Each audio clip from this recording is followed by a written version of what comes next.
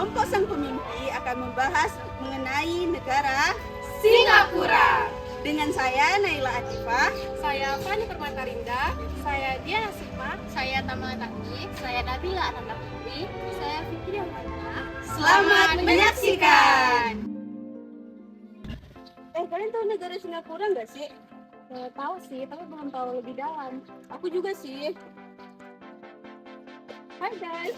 Hai. Kalian lagi bahas apa sih? Kami lagi bahas negara Singapura nih, tapi kan belum tahu nih lebih lanjutnya seperti apa. Jadi kan agak bingung gitu sih. Aku tahu nih. Nah, negara Singapura adalah salah satu negara di Asia Tenggara, yaitu negara maju yang ada di Asia Tenggara. Nah, negara Singapura ini memiliki jumlah dan juga wilayah yang sangat sedikit. Namun, perekonomian di negara Singapura ini menjadi terdepan di ASEAN. Singapura adalah sebuah negara kota yang terletak di semenanjung Malaysia. Dikenal sebagai salah satu pusat ekonomi, perdagangan, dan keuangan terpenting di Asia Tenggara.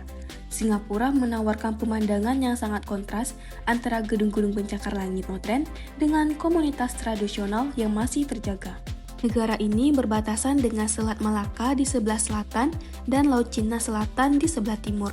Singapura terdiri dari satu pulau utama dan lebih dari 60 pulau kecil lainnya. Luas wilayah Singapura adalah sekitar 719 km persegi, menjadikannya salah satu negara terkecil di dunia.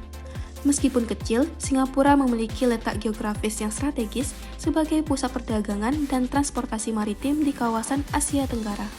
Nah, teman-teman, itu tadi adalah penjelasan mengenai negara Singapura. Kira-kira kalian udah paham belum? Sudah sih. Makasih ya Fan atas penjelasannya. Nah, di sebuah negara pastinya memiliki sejarahnya masing-masing. Video kali ini saya akan menjelaskan seputaran sejarah negara Singapura. Semasa Perang Dunia Kedua, Singapura telah diduduki oleh tentara Jepang dari tahun 1942 hingga tahun 1945. Selanjutnya, pada tahun 1963, Singapura telah bergabung dengan Tanah Melayu bersama-sama dengan Sabah dan Sarawak untuk membentuk Malaysia. Tetapi, Singapura dikeluarkan dari Malaysia dan menjadi sebuah republik pada tanggal 9 Agustus 1965. Di antara abad ke-16 dan kurun ke-19, Kepulauan Melayu secara berangsur-angsur menjadi milik penjajah dari Eropa. Permulaan penjajah dari barat bermula pada Portugis tiba di Malaka pada tahun 1509. Nah, inti dari penjelasan sebelumnya yaitu pada abad ke-14 Singapura dikenal sebagai Temasek, sebuah kerajaan Melayu yang berdiri pada abad ke-14. Kerajaan ini menjadi pusat perdagangan dan politik di kawasan Asia Tenggara. Nah, pada abad 18-19, perjanjian Stamford Raffles, seorang penjelajah Inggris, menandatangani perjanjian dengan Sultan Hussein Shah untuk menjadikan Singapura sebagai koloni Inggris. Nah, pada abad ke-20, Singapura berkembang menjadi pusat perdagangan dan keuangan yang penting di bawah pemerintah koloni Inggris. Setelah Perang Dunia Kedua, Singapura memperjuangkan kemerdekaan dan akhirnya menjadi negara merdeka pada tahun 1965. Nah, itu tadi penjelasan seputaran sejarah negara Singapura. Nah, di video sebelumnya sudah membahas tentang sejarah di Singapura.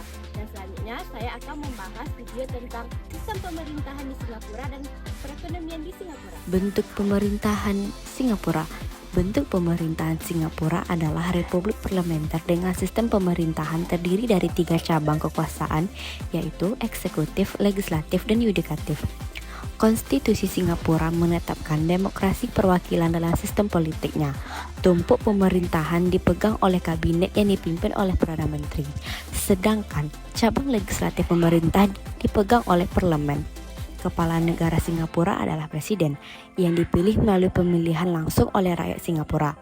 Presiden memegang peranan simbolis dan seremonial dalam pemerintahan dan memainkan peranan penting dalam menjaga kestabilan politik dan ekonomi negara. Presiden memiliki hak veto terhadap beberapa keputusan penting seperti pengangkatan hakim dan pemilihan Perdana Menteri. Halimah Yacob adalah presiden Singapura saat ini yang sudah menjabat sejak tahun 2017 hingga saat ini. Ekonomi Singapura. Singapura memiliki sistem ekonomi pasar berorientasi perdagangan yang maju. Ekonomi Singapura merupakan salah satu yang paling terbuka di dunia. Korupsi terendah ke-7, paling pro bisnis dengan pajak rendah. serta memiliki PDB per kapita tertinggi ketiga di dunia. Badan usaha milik negara memainkan peranan yang penting dalam ekonomi negara, yang memiliki beberapa perusahaan seperti Temasek Holdings yang memegang saham mayoritas di beberapa perusahaan besar negara seperti Singapore Airlines dan Singtel. Terutama bidang elektronik, kimia dan jasa, mencirikan bahwa Singapura merupakan penghubung regional utama untuk manajemen kekayaan yang menyediakan sumber pendapatan utama bagi ekonomi, sehingga negara ini bisa membeli bahan mentah yang tidak mereka miliki. Singapura bergantung pada konsep perdagangan intermediate sampai ekspor dengan cara membeli barang mentah kemudian diolah untuk diekspor kembali. Seperti contohnya pada industri fabrikasi wafer dan penggilingan minyak. Singapura juga memiliki pelabuhan strategis yang menjadikan lebih kompetitif daripada negara tetangganya. Singapura memiliki rasio perdagangan terhadap PDB tertinggi dunia, rata-rata bersekitar 400%. Nah, itu tadi pembahasan mengenai sistem pemerintahan Singapura dan perekonomian Singapura. Di video sebelumnya sudah dijelaskan mengenai sistem pemerintahan dan perekonomian di Singapura. Nah, dan di sini saya akan menjelaskan tentang pendidikan dan kebudayaan di negara Singapura. Pendidikan di Singapura dikenal memiliki sistem pendidikan yang berkualitas tinggi yang menjadi prioritas utama pemerintah. Sistem ini dirancang untuk menghasilkan lulusan yang berkompetitif secara global dengan fokus pada sains, teknologi, engineering, dan matematika atau STEM. Siswa di Singapura ini menjalani kurikulum yang ketat dengan penekanan pada disiplin diri, pembelajaran aktif, dan pemecahan masalah. Sekolah-sekolah di Singapura ini juga dilengkapi dengan fasilitas modern dan tenaga pengajar yang berkualitas. Nah, kalian udah pada tahu nggak sih kalau di Singapura itu nggak ada SMA? Maka dari itu, saya akan menjelaskan lagi nih lebih detail tentang jenjang yang ada di negara Singapura. Nah, jenjang yang pertama yaitu prasekolah. Di sini siswanya wajib untuk mempelajari dua bahasa yaitu English dan Mandarin. Jenjang yang selanjutnya adalah sekolah dasar seperti di Indonesia. Di sini juga ditempuh selama 6 tahun dan wajib untuk mempelajari English, Mandarin, dan Melayu. Lalu dilanjutkan dengan sekolah menengah pertama yaitu SMP. Bedanya di Singapura ini ditempuh selama 4 tahun dan ada dua golongan yaitu golongan O untuk murid berprestasi dan golongan N untuk murid yang normal. Bagi murid yang golongan normal wajib menempuh ujian di tahun kelima untuk masuk keguruan tinggi junior dan jenjang terakhir yaitu perguruan tinggi junior yang ditempuh selama 2 tahun. Jenjang ini untuk mempersiapkan murid-murid yang masuk ke universitas. Nah, selanjutnya saya akan menjelaskan tentang kebudayaan yang ada di negara Singapura. Yang pertama yaitu arsitektur peranakan. Singapura memiliki warisan arsitektur peranakan yang kaya ditandai dengan bangunan-bangunan berwarna-warni dengan ornamen dan pola unik yang mencerminkan perpaduan budaya Tionghoa, Melayu, dan Eropa.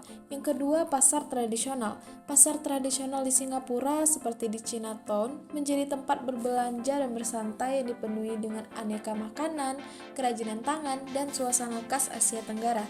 Yang ketiga yaitu rumah tradisional Melayu. Kampung-kampung Melayu di Singapura masih mempertahankan rumah-rumah tradisional yang unik dengan struktur kayu terangkat dan atap-atap yang indah. Dan yang terakhir yaitu tarian singa. Kebudayaan Singapura tidak lengkap tanpa tarian singa yang meriah, di mana penari-penari akrobatik mengenakan kostum berwarna-warni, memperagakan gerakan lincah dan menggemaskan. Itulah tadi penjelasan mengenai pendidikan dan kebudayaan di negara Singapura. Nah guys, tadi kan udah dijelaskan nih di video sebelumnya mengenai kebudayaan dan pendidikan di negara Singapura. Di sini saya bakal jelasin materi yang selanjutnya, yaitu bagaimana sih infrastruktur yang terdapat di negara Singapura. Nah teman-teman semuanya, di sini aku bakal jelasin nih mengenai infrastruktur negara Singapura.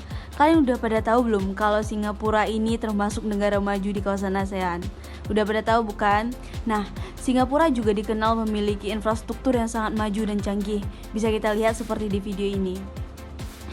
Singapura memiliki jaringan transportasi umum yang terintegrasi dengan baik, termasuk sistem kereta bawah tanah, bus, dan layanan feri yang efisien.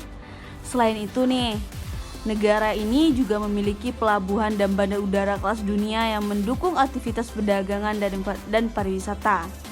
infrastruktur digital yang handal melengkapi kemajuan Singapura dengan akses internet yang luas dan cepat. Nah guys, setelah kita dengar penjelasan ini, dapat kita simpulkan nih bahwa negara Singapura memiliki infrastruktur yang canggih dan maju. Seperti kita bisa lihat juga seperti di video. Terlihat bukan kalau apa yang dimiliki, infrastruktur apa yang dimiliki oleh Singapura begitu canggih dan begitu maju. Nah, itu tadi penjelasan mengenai infrastruktur yang ada di negara Singapura. Di setiap negara tentu memiliki keunggulan dan kekurangannya masing-masing. Nah, sekarang saya akan menjelaskan nih apa saja keunggulan dan kekurangan negara Singapura. Nah, lalu selanjutnya kekurangan negara Singapura yaitu biaya hidup yang sangat mahal, terutama untuk perumahan, transportasi, dan pendidikan. Singapura termasuk salah satu kota dengan biaya hidup tertinggi di dunia. Kepadatan populasi yang sangat tinggi, Singapura dihuni oleh sekitar 5,7 juta penduduk di area yang relatif kecil, menyebabkan masalah ketersediaan tempat tinggal dan infrastruktur yang mumpuni, ketergantungan yang tinggi pada impor bahan pangan dan sumber daya alam lainnya. Singapura hanya memiliki lahan yang sempit, sehingga tidak dapat memenuhi kebutuhan pangan dalam negeri. Nah, itu dia tadi penjelasan mengenai keunggulan dan kekurangan negara Singapura. Baiklah, itu tadi penjelasan mengenai negara Singapura dari kelompok Sang Pemimpin. Terima kasih telah menyaksikan video kami. Bye-bye!